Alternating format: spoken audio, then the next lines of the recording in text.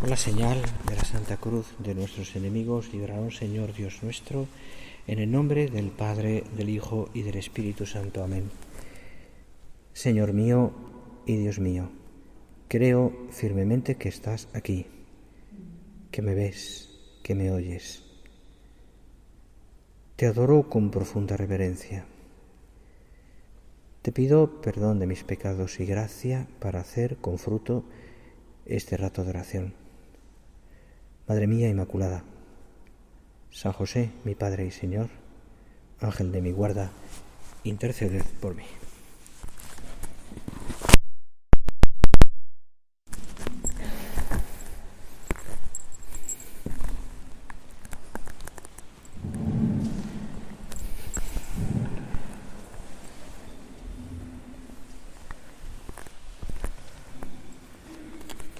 Bueno, yo me he quitado la mascarilla para poder hablar. Hay distancias, no hay problemas. Entonces, este retiro que lo hacemos aquí, también por aprovechando esta magnífica iglesia y aprovechando también pues este día que empezamos la Cuaresma, nos va a servir, quiero que nos sirva pues para hablar un poquito de ese tema, de la Cuaresma, saldrá después en la misa, y sobre todo también para introducirnos en este misterio que es, en este tiempo litúrgico que es la Cuaresma, y hacer alguna consideración. Por eso esta meditación, voy a intentar ser breve, pero que te queden cosas que te pueden ayudar. Yo quería centrarla primero quizás haciendo un poco como el lugar. No me refiero al lugar de la iglesia donde estamos, sino el lugar en el que estamos viviendo esta Cuaresma. La verdad es que luego pensándolo un poco, ya hemos vivido una Cuaresma en confinamiento el año pasado, quizás incluso más dura, porque fue el confinamiento duro, donde estábamos cada uno en nuestra casa encerrados. Quédate en casa, ¿recordáis? Yo me quedo en casa. Pero ahora es distinto, es un poquito distinto, aunque también vivimos con unas restricciones. Hemos pasado muchas cosas durante estos meses de la pandemia que seguramente a ti y a mí también nos ha hecho cambiar el corazón, o al menos nuestra cabeza. ¿Por qué? Porque han sido cosas que nos han afectado interiormente, que nos han hecho cambiar de ritmo de vida, incluso también de costumbres. Y nos estamos adaptando, y tardamos en adaptarnos, ¿no? No porque la vida, el mundo sigue, pero con una serie de circunstancias que nos han hecho pararnos, pensar, darnos cuenta de cómo estábamos viviendo antes. A lo mejor incluso nos queda en la cabeza como pensamos a veces, ¿volveremos a la situación anterior? Que la tenemos recientísima. Pues no lo sé. O tendremos que vivir una situación distinta con una serie, no lo sé. Lo que sí que sé es que antes y después y ahora tú y yo tenemos que vivir nuestra fe como lo que somos, como verdaderos cristianos, en una pandemia, en una situación de nada de ninguna enfermedad, con una enfermedad propia o con una persona, sí, en todas las situaciones. Tú y yo tenemos que vivir ahí donde estamos, siendo lo que somos realmente y manifestando a través de nuestra vida nuestra propia fe.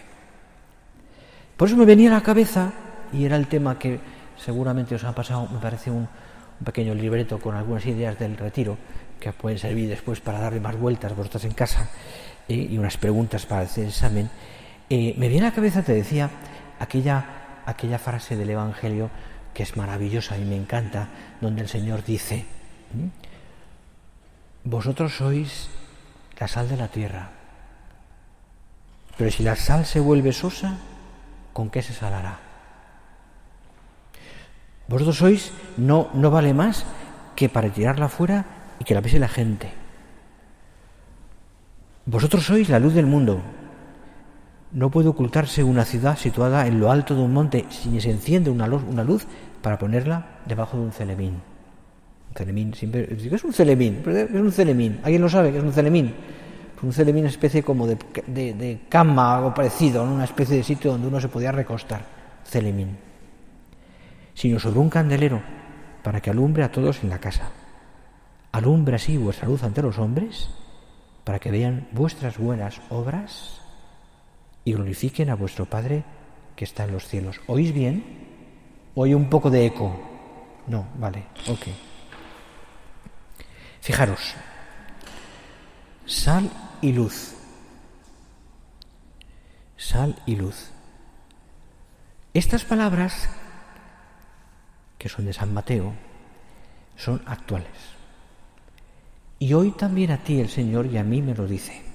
En esta situación que te he dicho antes, en la que estamos viviendo, también, en esta situación, donde tenemos unas circunstancias complicadillas, también tenemos que ser, por eso te decía, ahí tenemos que ser, manifestar nosotros nuestra propia fe, sal y luz.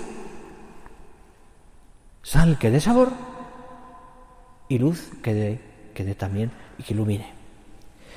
Se preguntaba Santo Tomás de Aquino por qué habla primero de la sal y luego de la luz.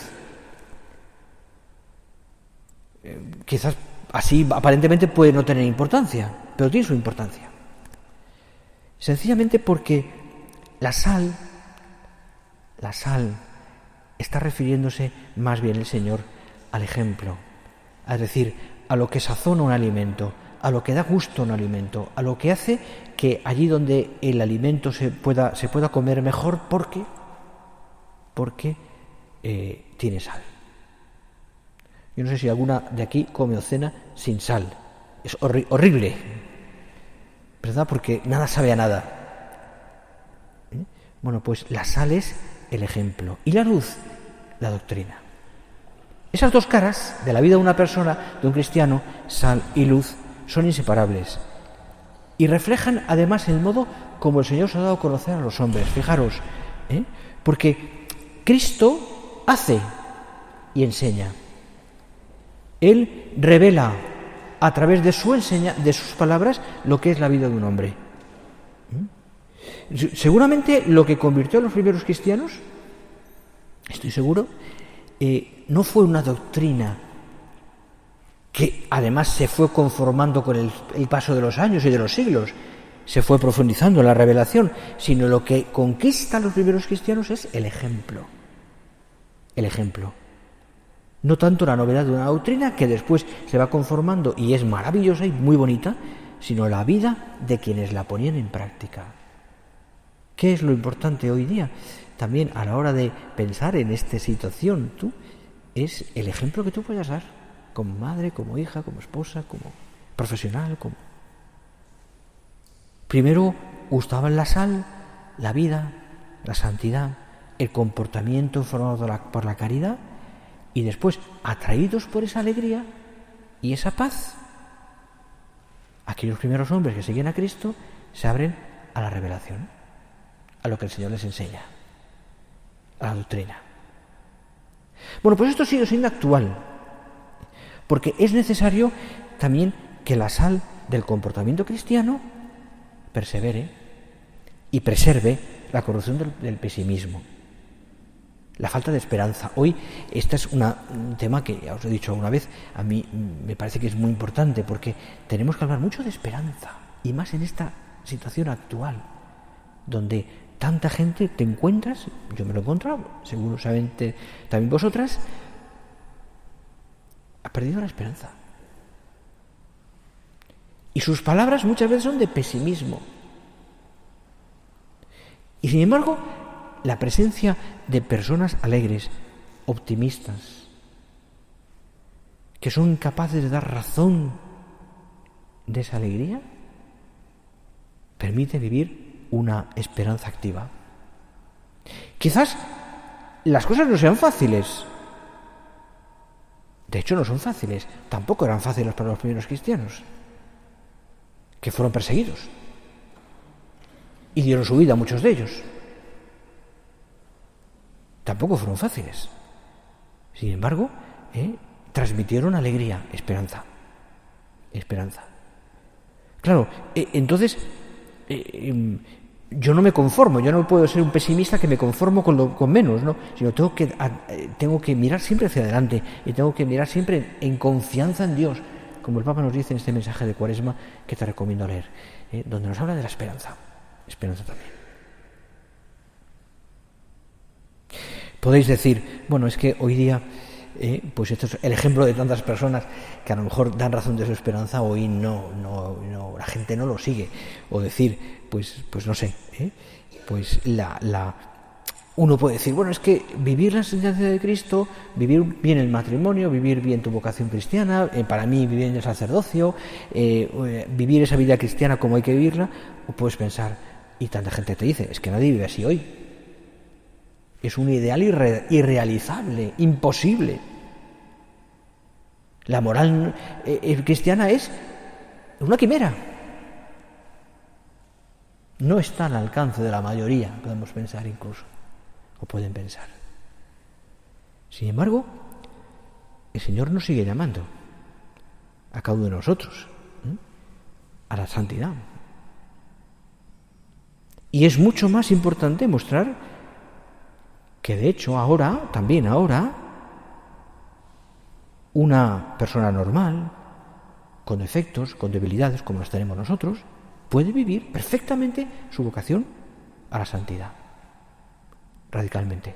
Incluso en una sociedad como la que tenemos, que podemos decir que es pagana, porque tengo la conciencia clara de que vivimos en una sociedad cristiana. No, tenemos una sociedad cristiana. Ha perdido el norte y ha perdido a Dios. En esa sociedad no cristiana, tú y yo podemos vivir nuestra fe, como lo vivieron los primeros cristianos. Y de hecho, desde el comienzo, la santidad de aquellos primeros cristianos fue la sal y la luz, que hizo que muchos se vieran abstraídos de todos los ambientes. Bueno, quizás ni siquiera dándose cuenta, pero atraídos. Vosotros sois la sal. No me va a dar tiempo a todo porque quiero dejaros un rato también de oración personal. La sal. Fijaros que el Señor dice esto en el contexto del sermón de las bienaventuranzas, donde ha hablado de esa grandeza, esa bienaventuranza de la pobreza, la mansedumbre, el hambre, la sed, de justicia, la misericordia, la limpieza de corazón, la paz, etc. En ese ámbito, en ese contexto, el Señor dice esto. Ser la sal. Es evidente que este modo de comportarse no es el más común, como te decía hace un momento, y puede producir muchas veces reacciones de extrañeza y a veces de incomprensión. ¿Cuántas veces pues llama la atención una familia de 5 hijos, o de 3, hoy día, o incluso de 2, si queréis? Y produce comentarios, a veces inadecuados o irónicos. Llama la atención ver un cura vestido de cura, o una religiosa. Son cosas que a veces dan, pero al mismo tiempo dan un ejemplo. En esta sociedad, eso es ser la sal. Aunque parezca, entre comillas, extraño. No importa.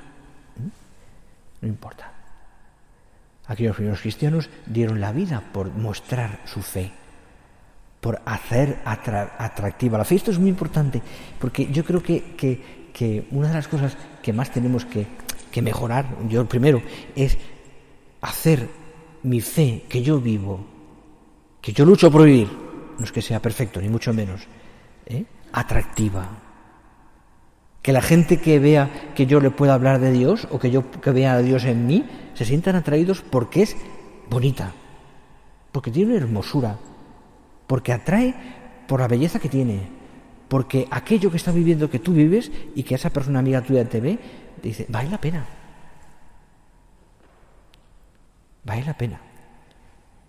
Pero hay que vivirlo, hay que ser sal.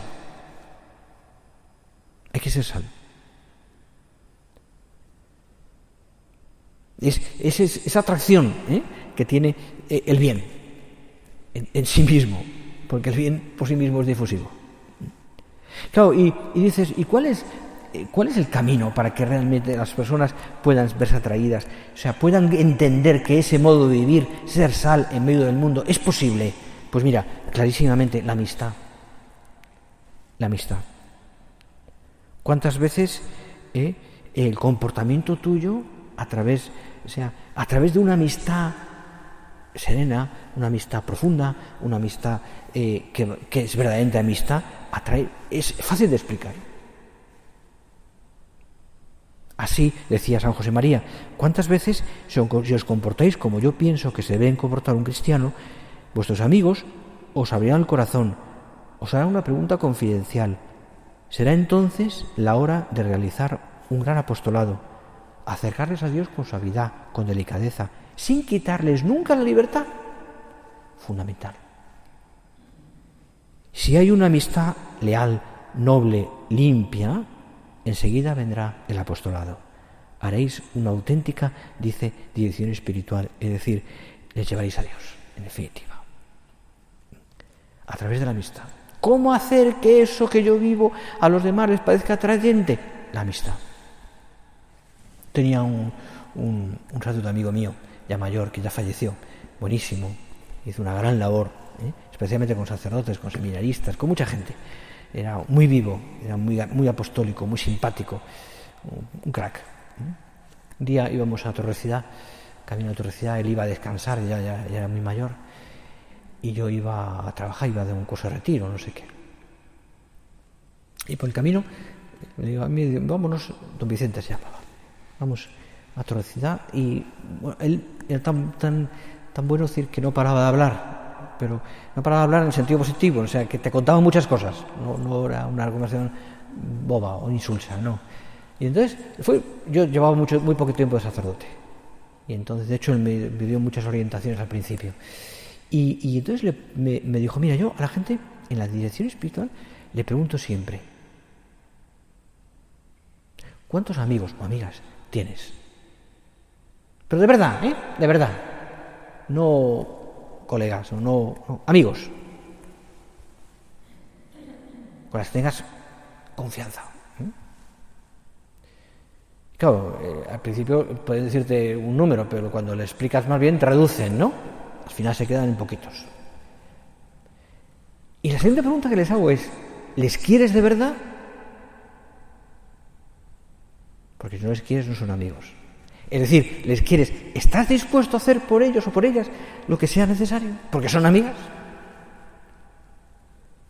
Entonces, me decía, eso me sirve siempre como punto de referencia para explicarles el ejemplo que pueden dar a través de la amistad. El bien que pueden hacer a través de la amistad.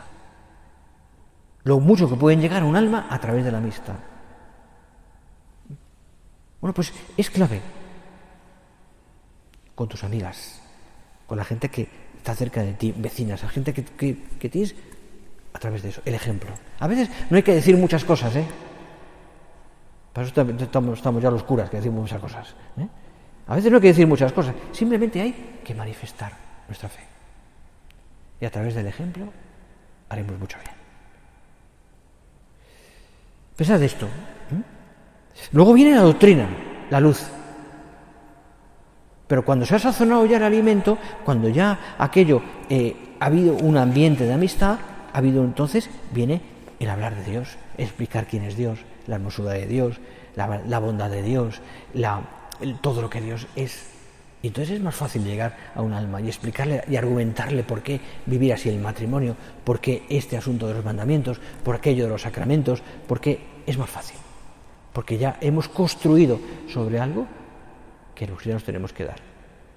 Y que en el fondo seremos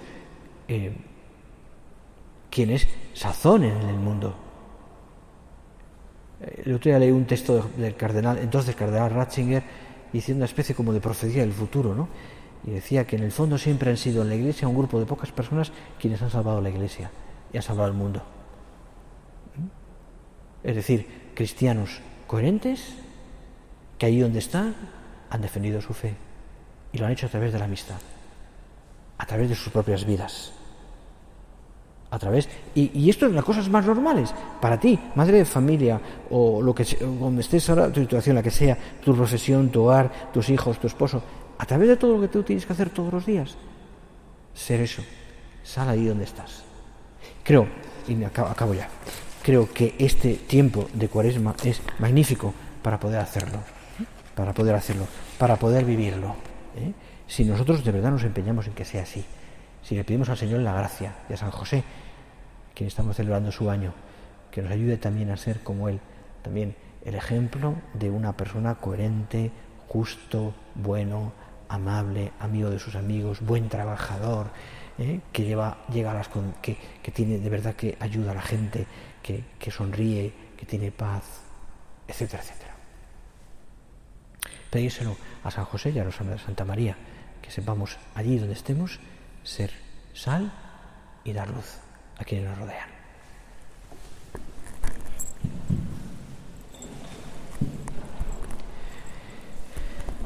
Te doy gracias, Dios mío, por los buenos propósitos, afectos e inspiraciones que me has comunicado en esta meditación. Te pido ayuda para ponerlos por obra. Madre mía Inmaculada, San José mi Padre y Señor, Ángel de mi guarda, interceded por mí.